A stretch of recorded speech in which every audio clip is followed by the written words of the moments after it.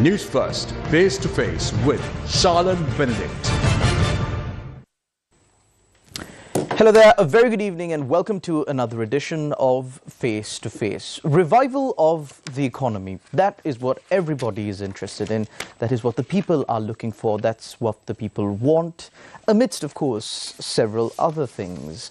But reviving Sri Lanka's economy that is in tatters is one of the main concerns of the general public of Sri Lanka, and so should be among the leaders of Sri Lanka as well. To put a little bit of context into all of this, the World Bank has issued a report that says over 29%, 29.3% to be exact, of Sri Lankans have been living below the poverty line back in the year 2023. And, well, by the way things are going, the situation is only going to get worse. But that can only be prevented if proper steps are taken, if proper legislation is passed, and if proper regulations are adhered to revive Sri Lanka's economy. Now, to discuss these matters and much more, we have with us today former Finance Minister Ravi Karunanayake. A very good evening, Mr. Karunanayake, and welcome to the show. Thank you, sir. Before we get into all of this discussion now, while we speak about reviving Sri Lanka's economy, let's take something that happened, you know, very recently, as far recent as today.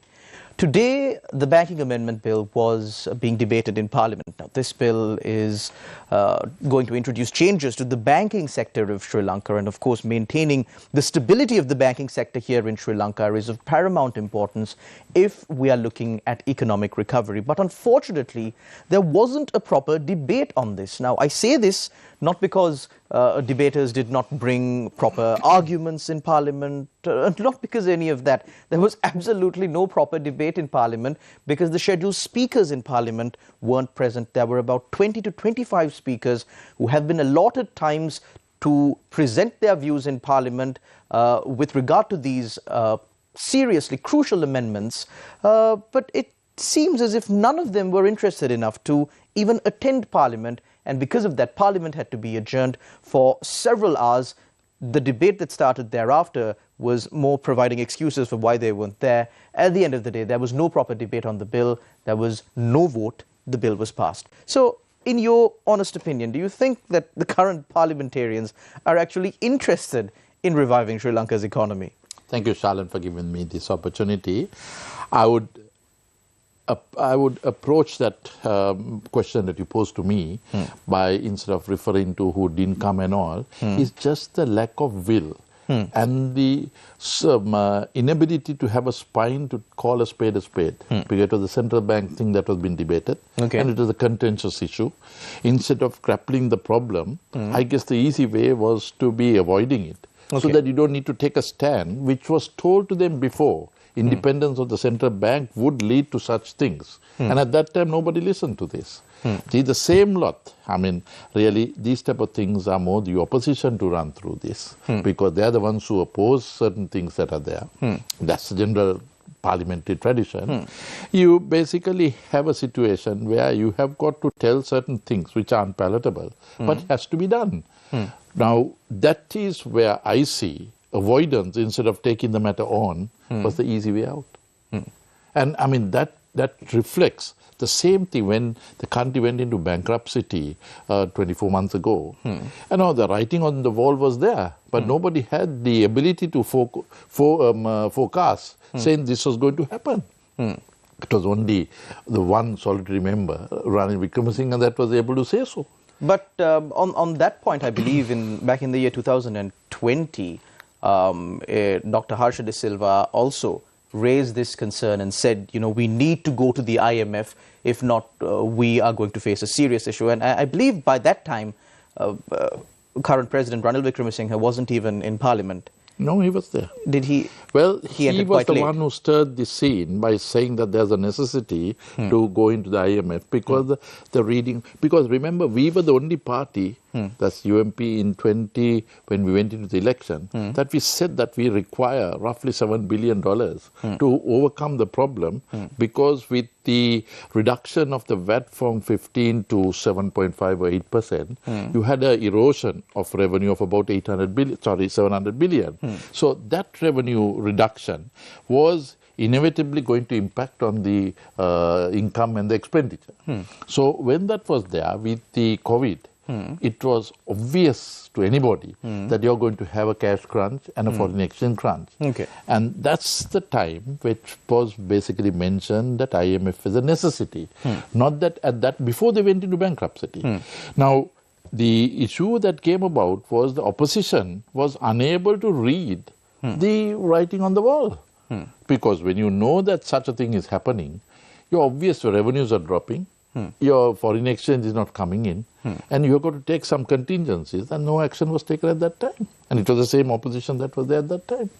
So I'm only basically saying, but also, Shalan, I see a severe degradation in the parliamentary system. Okay. That is a lack of can-do people, ability with foresight, lack of educational qualification, all of them lead to such erosion or degradation in the parliamentary system. So do you think that members of parliament really, or at least let's just say a majority of members in parliament really understand, know, or even go through these pieces of legislation that they pass that govern all of us? I must say that they do spend some time, but you can't expect everybody to understand everything. That's being fair. Because it's a will of the people that elect them there. So thereafter, certain matters that are engrossed in the matters that are there with certain professionals, they must be able to study and respond on issues that are pertaining to that. Okay. Unfortunately, there is no proper action being taken. So a lack of, I would say, lack of will, or a lack of, I would say, I would basically put it, lack of interest. Okay. So moving forward, of course, the general public will get an opportunity to elect the head of state and also a new parliament here in Sri Lanka to try and fix this current mess that we're in. So it's only fair that all contenders, all political parties are given a fair opportunity to make their case to the general public. Now, one thing is for sure, that all political parties in Sri Lanka have a dark past. As to how dark it depends really on the perspective of of the person looking at it. But besides all of those dark pasts, Mr. Karunanayake, speaking about the revival of Sri Lanka's economy, we speak about managing our expenses and income. There are a lot of technical matters also being discussed, but to kind of take a broad approach to this, one issue that Sri Lanka is facing is so much of red tape, so much of bureaucracy. In a foreign country, if I wanted to start a business, if I am a person without any legal knowledge, without any contacts, I could go to the department that manages whichever area of business I'm interested in and get advice from there, fill a simple form, submit it, pay whatever dues, and start my business. But it's not the same in Sri Lanka. So how does the UNP plan on fixing this if elected to power? Well, Shalan, we have been, being a very modernized party, as you would know, we have always been about 15, 20 years ahead of time. And we pay the price for that as well. The reason being is when you see something that is there operating in other countries, the laggards from this end say that that is trying to take you to a place that never exists. And as a result, you get hammered either looking at from a different connotation, and we have gone through that. Remember, we are the ones who brought in the accelerated Mahavali system. We are the ones who brought the education. We brought in the computers to this country. We brought the TVs to this country. We brought, I mean, you name it, education system, university systems that are there. We brought in many modernized approaches. Even when you look at the trade, even 24/7 operating of supermarkets, all of them were things that should happen some way or the other. But when we bring it in advance, it's looked at and it's taken to task, saying that are impractical things that are there. So when you ask the question, we were the ones who basically made a paperless economy that was there. Asikuda system was something we brought in. But the resistance that come in with the government servants, you quite rightly mentioned at the start, the bureaucratic lethargy. And I would say that is bureaucratic terrorism, I would put. Because the general attack of the people, the media, is on 9,500 politicians. That is the president, parliamentarians, 457 provincial councillors and 8,600 local councillors. But now you can cut off the provincial councils and the local government. That's the total. I'm talking 9,500 as a total lot of politicians. Against 1.7 million government servants. But now we speak of a bloated public service, and of course it's quite evident. When you say that bloat, you look at Singapore, which is roughly 300 to 1. We have 13 to 1. So you could see how bloated it is. So for every 13 people, we have one government servant. Exactly. So who is responsible for the bloating of the state sector service? I mean, not to point fingers or anything, but all political parties do recruit constituents as part of their election promises. There was also, I distinctly remember, an election promise from Ranil Wickremesinghe during his campaign for, I believe, the presidency or the general election. I'm not exactly sure when, but promising 500,000 job opportunities. No, not Sri Lanka. We said private sector. Because we are quite conscious of it, Sharon. Now, in 2001, when we inherited a negative economy, and when we came in, we were the ones who reduced the government service from 1.3 to 1.1. Okay. But we were summarily dismissed in 2004. Okay.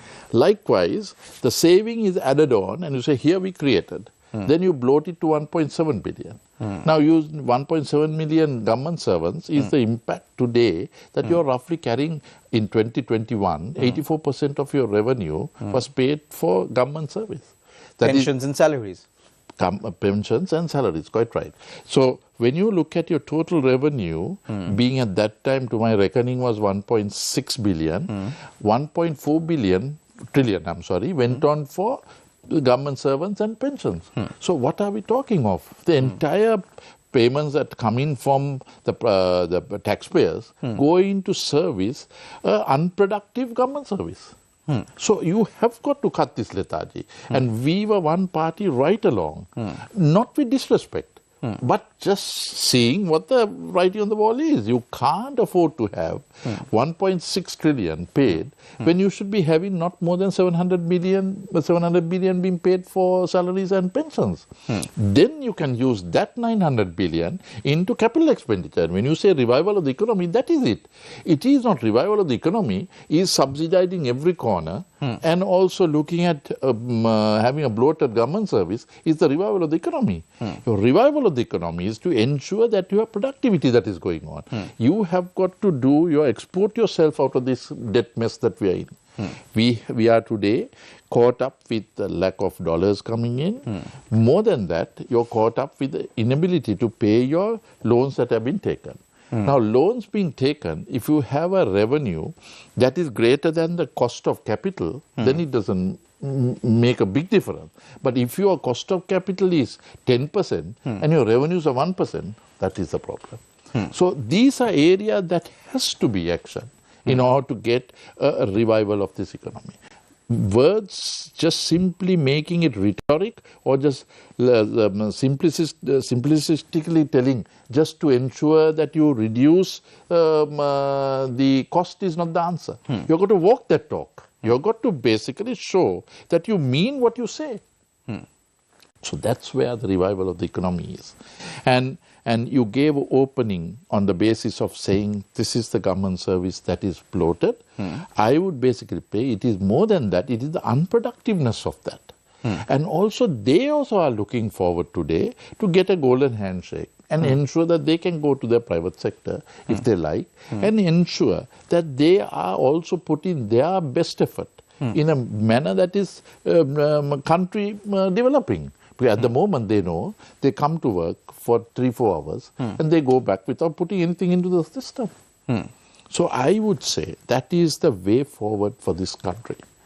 We are taxing our people well beyond his means. And I don't think that you can tax any further. Now you've got to look at ensuring reducing government spending. Now, government spending would necessarily mean reducing the government service to a more productive-oriented situation. Look at the interest costs that are coming down. Now, we are having 4 to 5% statutory rate that is there in the central bank rate. But that's not reflected in the banks. Absolutely not. 16 to 17% your lending rate. So where does it? You can't go on this. I use the word stupidity of trying to contain money supply, trying to have an anti-inflationary approach, because you're immediately going to a contraction of the economy. So when you contract the economy and you're basically coming out of you're going to bankruptcy, you are having double trouble. So this is the reason why I've always been advocating that you have got to have the supply side being increased. You create. Remember, Jaya Jayawardena, when we came in, we had Mahavali, you had housing, you had Mahapola, things that were on. All this created employment creation to the country. That is the supply side management. So you basically ensure that you create that. Then, as I said, to overcome the problem, you have to export yourself out of the problem. Any rubbish to be exported means getting that dollar in. Market access, that's why once again you ask, how does the UMP look at it? We have market access as the way forward. 22 million is insufficient for critical mass. Then you look at ensuring that in order to have productivity, have efficiency and the cost per unit reducing, you increase your exports. Increase your exports, reduce your cost per unit. That's the way to go forward. So my remedy to this is ensuring that you create that bubble and ensure you come out of it in that manner. But we know that there is geopolitics in play, and because of the situation that we ourselves created here in Sri Lanka, we are now, well, to a certain degree, stuck with the IMF program. The IMF program, of course, is envisioned or is created to alleviate Sri Lanka's economy, but we all know how geopolitics play in all of this. So moving forward with that, now you said one of the main ways on increasing, or one of the main ways of coming out of this crisis is to increase the supply of money, of course, to allow people. No, supply side. My supply side, you're right to say though, but what I basically say, creation of credit in order to increase the manufacturing. Exactly. So the current situation is there is no conducive environment for increase or creation of credit. People are already drowning in debt. Before the suspension of the Parate law, banks were going after properties of people, houses even of businessmen, and summarily just auctioning those properties off for whatever prices. That was done by the banks, and that was stopped by the government. And I respect, sometimes even when we were trying to get this corrected, the banks are overprotected by the central bank. No, central bank thinks that they are holier than thou. But remember, 3-4 banks, finance companies crashed. Who are running that? The central bank. That's why I have no malice at all. So at a time now, yes, when the IMF program has dictated that Sri Lanka should have an independent central bank, and now we do. And banks and the standing interest rates have been lowered to single digits, but the bank interest rates... Remember, the single-digit reduction is basically an anti-inflationary approach. Okay. So, if you cut down everything, obviously it will come down to single digit. But you need to have the economy moving also, and then have it at a single digit. That's what you call a real central bank. What can public representatives do to steer the country in that course? Or are we already too far gone because of central bank independence? There's nothing gone too far, nothing that cannot be retracted. I was one person who was mentioning over-independence on an independent central bank does not help the cause. Now, in this extent, you don't have the secretary to the treasury in that monetary board. So how on earth does the government relate its economic policy to the central bank? But hasn't that always been the problem with governments in Sri Lanka? The moment you give them some sort of approach to the central bank, be it to any other independent institution, say for example even the Independent Elections Commission, the moment you give them some sort of approach, they begin to completely bulldoze all barriers and completely abuse it, because In the United States, there is a strict separation of powers, but of course here in Sri Lanka, institutions tend to... I'm sorry to say that. You don't have a strict... They are the Federal Reserve, basically actions on what the government line of action is. You basically have... So are you saying now with the central bank becoming independent, there is absolutely no way for the government to, well, implement their vision for Sri Lanka as far as the monetary aspect of the country goes? Don't get me wrong to that extent. My saying is that the independence that gave them, the first thing they did was to ensure that they bring in 240 billion a month expenditure on their salaries. Now, in a time when you are telling the rest of the country, please don't have salary increases because we can't afford it, you are basically telling central bank, no, do what I say but don't do what I do. So I'm saying I basically affected person because I have called a spade a spade. Okay. And sometimes that basically didn't see in these so-called professionals that exist in this 1,100 in the central bank. And I don't believe that. As I said, the banks have gone under, the commercial banks have gone under. If that is the case, what is the central bank's authority? Because they were relatively independent even before, right? So on that score, we need to revive ourselves. But the head of the central bank at the time was, of course, a politician. Former Governor Ajit Niwad Cabral. Well, I won't bring any individual in here because I feel if they're here, I'll take any and everybody on. But I am basically saying it should basically a structure should be that it should be economically driven. So my frank feeling is without a central bank of this nature, this country will do better. I'm telling you. So since you brought up this... But of course, I basically paraphrase by saying one thing. The running of that political element should be professionally driven. You cannot have somebody that suddenly gets up and When was the last time in Sri Lanka that we had professionally driven politicians? Well, I believe from 2015 to 2017 was something which we increased revenues 45% without any impact. We had our revenues met with expenditure. And I must say, otherwise the bankers this thing won't give us the Asia's best finance minister, if not the case. But I'm trying to say, not that it cannot be done. Whether there's a will to do is the question. Now, President Wickremesinghe has a tough time, but he's certainly having financial discipline and carrying that message across. Right? So, at the moment, the monetary policy and the fiscal both seem to be run by the central bank, which is, I would say, is a healthy situation. But I guess with present times. So, I would basically say the revival of this is look at the supply side. And when you say supply side, you mean production? Production. You mentioned most of the companies are in debt. Okay, interest rates down, ensure that you give them more, because this central bank gives the umbrella when it is where the sun is shining, and you withdraw it no sooner than the drizzle on. Now that's not what is expected of the economy. It's the small and the medium are crushed.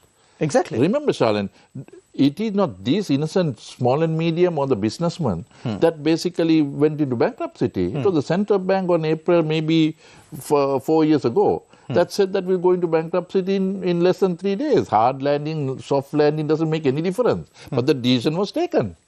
So on that score, you suddenly have your businesses that are running at 10 to 11% is called upon to pay 30%. How on earth can anybody survive? You're strangulating a person. So then, what kind of a say do you think the government really has in all of these important financial decisions that at the end of the day really boil down to whether Sri Lanka will succeed or not? Well, I would basically say just because IMF says doesn't mean that they are holier than thou as well. You have got Look at what happened in Greece.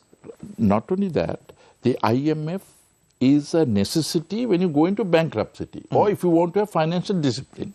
Now, that is where we basically miss both opportunities. When we wanted financial discipline, then government thought best not. Certain factors for that as well. Then you go into bankruptcy, there's no other way except using IMF.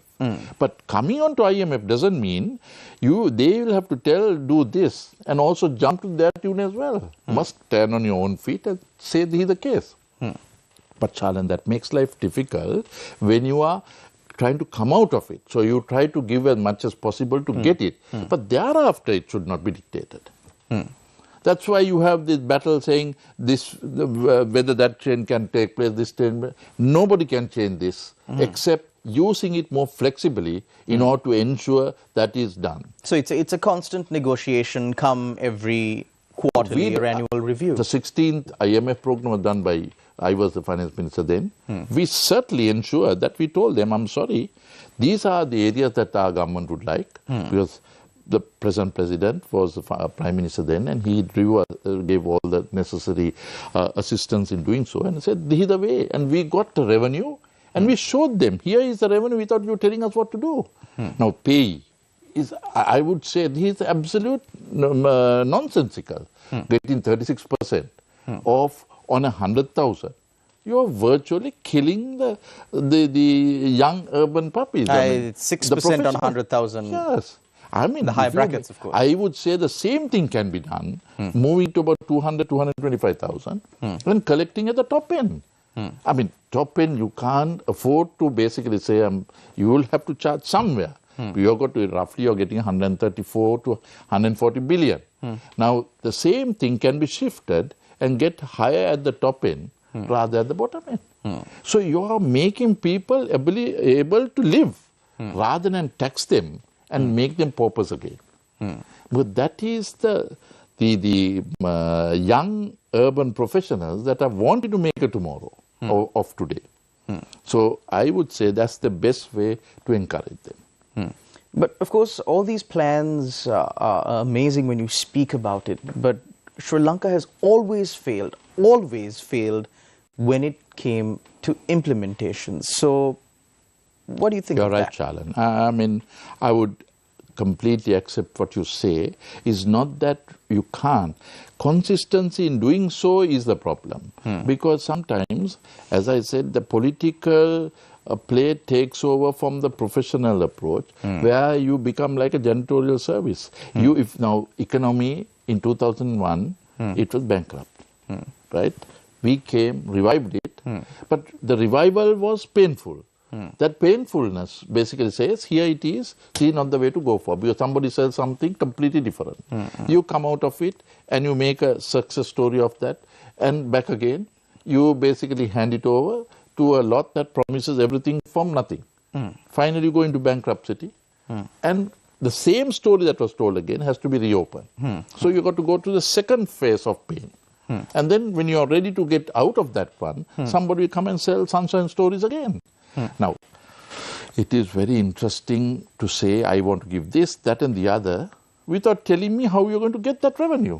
That's why UMP has been always a party that is to say, here is 100, and here is the 100 is earned by doing this. Now, when salary increase was given in 250, we ensured that we had 134 billion in order to pay that revenue. So instead of unnecessarily burdening, because then only you are creating inflationary tendency. So this is where we basically looked at the supply side in getting things done.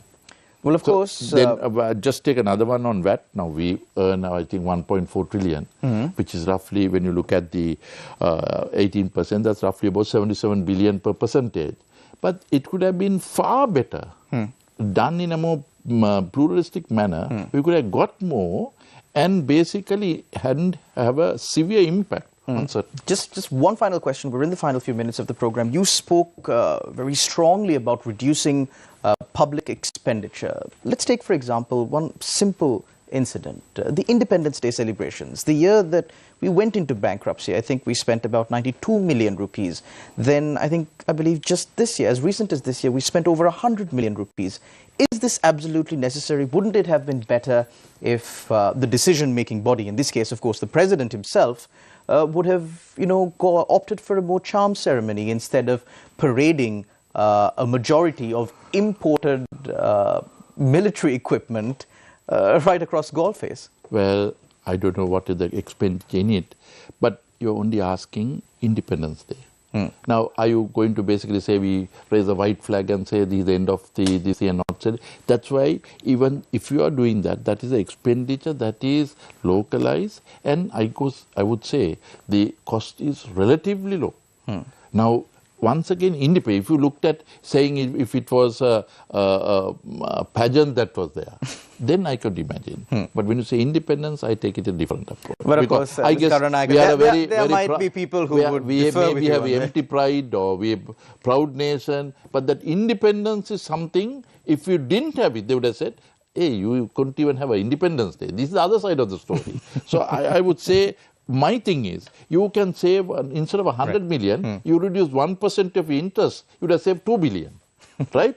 You look at, instead of the 16% that is there, you bring that by bring it down to the statutory rate reserve of 4% and have your treasury bills at 6 to 8% and ensure you basically save roughly about, I would say, 200 billion.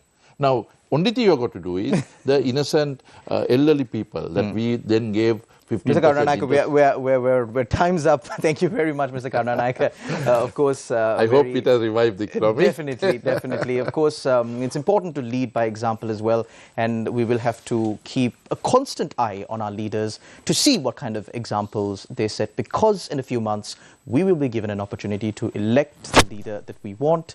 We will be given an opportunity to elect our representatives to Parliament, and it's prime time that we got it right. At least now. Thank you very much for tuning in to another episode of Face to Face. Thank you very much, Mr. Karunanayake, for joining us. It's an end for today. Thank you very much. Take care and God bless.